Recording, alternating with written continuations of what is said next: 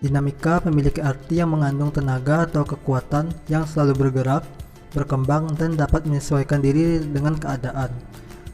Tantangan Nusantara di Indonesia ada 3. Yang pertama, pemberdayaan masyarakat. Yang kedua, dunia tanpa batas. Dan yang terakhir adalah era baru kapitalisme. Yang pertama, pemberdayaan masyarakat. Pemberdayaan masyarakat dalam bentuk aktivitas atau partisipasi kepada masyarakat untuk mencapai tujuan nasional. Yang kedua, dunia tanpa batas.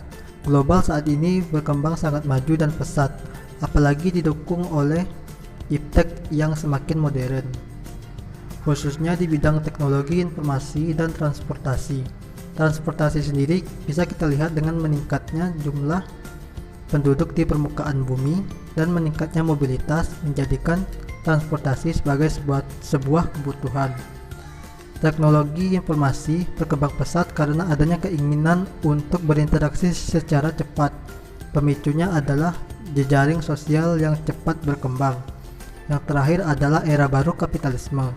Era baru kapitalisme adalah ekonomi yang didasarkan hak milik dan kebebasan individu dalam melakukan perjanjian dengan pihak lain.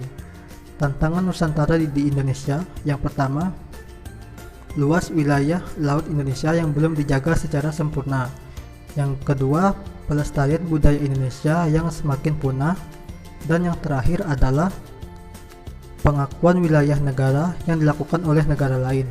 Keuntungan Nusantara. Yang pertama, sumber daya alam yang melimpah dapat membantu perekonomian suatu negara. Yang kedua, banyaknya tempat wisata mampu mengenalkan negara ke dunia internasional.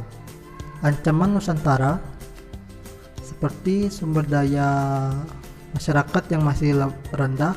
Dan yang terakhir adalah kondisi geografis yang sulit dijangkau sehingga menyebabkan pembangunan dan perekonomian terhambat. Oke teman-teman, selanjutnya kita akan membahas tentang esensi dan urgensi wawasan Nusantara. Esensi atau hakikat dari wawasan Nusantara adalah kesatuan wilayah dan persatuan bangsa Indonesia.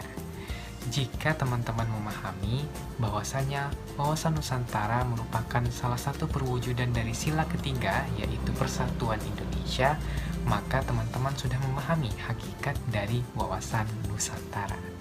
Karena kenapa penduduk Indonesia dengan jumlah yang luar biasa banyaknya, dengan keberagaman agama, suku dan budaya, tingkatan ekonomi, dan lain sebagainya, itu perlu memiliki pandangan yang sama untuk menjaga kesatuan dan persatuan Indonesia serta kesatuan wilayah Indonesia. Oleh karena itu, wawasan Nusantara sangat penting sebagai pedoman untuk mewujudkan Kepulauan Nusantara sebagai satu kesatuan yang utuh. Satu kesatuan dalam politik yang berlandaskan Pancasila dan Undang-Undang Dasar Negara Republik Indonesia tahun 1945, satu kesatuan ekonomi yang berlandaskan azas kekeluargaan, satu kesatuan sosial budaya dan pertahanan serta keamanan nasional.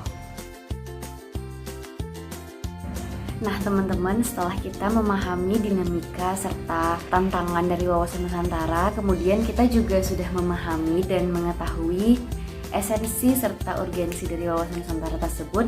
Tentu saja kita harus mengetahui apa itu contoh serta praktik penerapan wawasan Nusantara dalam kehidupan sehari-hari. Contoh dan praktik penerapan wawasan Nusantara dapat kita lihat dari berbagai bidang.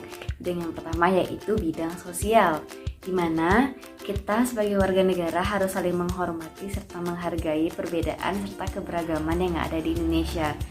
Kita tahu bahwa Indonesia merupakan negara yang sangat beragam, dimulai dari keberagaman budaya, suku, serta agama dan ras. Maka dari itu kita harus saling menghormati dan menghargai perbedaan-perbedaan tersebut agar tidak terjadi perpecahan. Kemudian kita juga harus melestarikan kebudayaan lokal agar kebudayaan asli Indonesia tidak diambil dan diakui oleh negara lain. Bidang yang kedua yaitu bidang ekonomi, di mana kita harus melaksanakan pembangunan ekonomi yang adil dan merata. Maksud dari pembangunan ekonomi yang merata yaitu dapat mencakup dimulai dari pemerintah pusat hingga pemerintah daerah.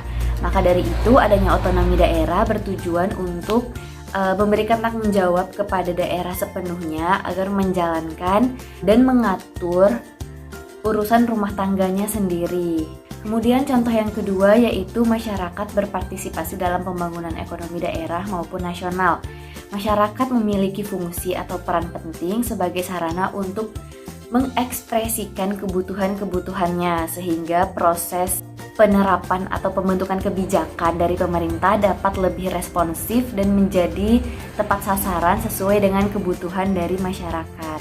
Bidang yang ketiga yaitu bidang politik, di mana kita sebagai warga negara harus menjalankan atau melaksanakan pemilu dengan adil dan demokratis.